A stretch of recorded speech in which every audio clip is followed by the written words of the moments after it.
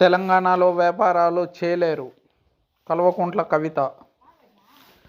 ఢిల్లీలోనూ వ్యాపారానికి నష్టం చేస్తానంటూ శరత్ చంద్రారెడ్డిని బెదిరించిన కవిత రౌస్ అవెన్యూ కోర్టుకు తెలిపిన సిబిఐ. భూమి కొనుగోలు పేరుతో కవితకు 14 కోట్లు చెల్లించిన శరత్ చంద్రారెడ్డి. మహబూబ్ నగర్లో కవితకు చెందిన భూమిని కొనుగోలు చేసినట్లు ఒప్పందం. ఇప్పటికీ జరగని భూమి బదలాయింపు.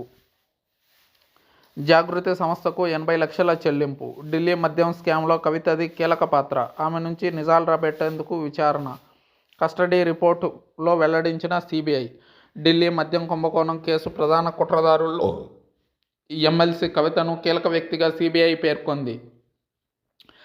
అరబిందో గ్రూప్కు చెందిన శరత్ చంద్రారెడ్డి 5 మద్యం రిటైల్ జోన్లు దక్కడంతో ఆమె కీలకంగా వ్యవహరించారని తెలిపింది. ఇందుకు బదులుగా ఆయన నుంచి కవిత ఆర్థిక లబ్ధి పొందారని న్యాయస్థానానికి వెల్లడించింది.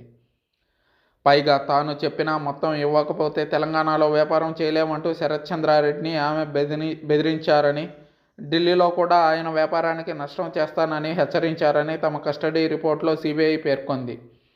కవితను ఎందుకు విచారించాలనుకుంటున్నది రౌస్ అవెన్యూ కోర్టుకు సమర్పించిన దరఖాస్తులో సిబిఐ వివరించింది. 21-22 ఢిల్లీ మద్యం విధానం ప్రకారం ఒకే సంస్థకు 2 రిటైల్ జోన్ల కంటే ఎక్కువ కేటాయించరాదని, కానీ 3 సంస్థలకు 5 జోన్లు కేటాయించారని, ఈ 3 సంస్థలు శరత్ చంద్రారెడ్డి డైరెక్టర్గా ఉన్న అరబిందో ఫార్మా గ్రూపుకు సంబంధించినవేనని సిబిఐ వెల్లడించింది. ఈ 5 జోన్లు తనకు దక్కినందుకు బదులుగా కవిత నుంచి 14 కోట్ల విలువైన వ్యవసాయ భూమిని శరత్ చంద్రారెడ్డి కొనుగోలు చేసినట్టు ఒప్పందం జరిగినట్లు తెలిపింది.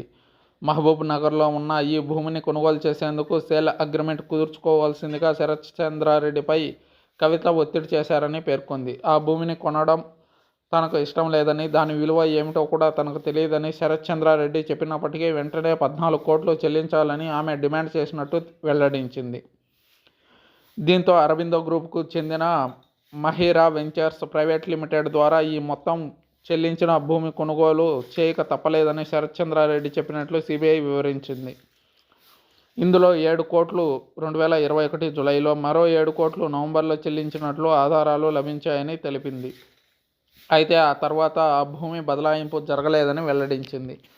మరోవైపు శరత్ చంద్రారెడ్డికి చెందిన 5 రిటైల్ జోన్ల కోసం ఒక్కో జోన్కి 5 కోట్ల చొప్పున 25 కోట్లు చెల్లించాలని కూడా కవిత ఆయనకు తెలిపారని సిబిఐ పేర్కొంది. ఒక దశలో ఈ మొత్తం చెల్లించేందుకు శరత్ చంద్రారెడ్డి విముఖత వ్యక్తం చేశారని, అయితే తాను చెప్పినట్టు వినకపోతే తెలంగాణలో ఎలాంటి వ్యాపారాలు చేయలేరని, ఢిల్లీలో కూడా మీ వ్యాపారానికి నష్టం చేస్తానని ఆయనను కవిత బెదిరించినట్టు సిబిఐ వెల్లడించింది. అంతేకాకుండా కవితకు చెందిన తెలంగాణ జాగృతి సంస్థకు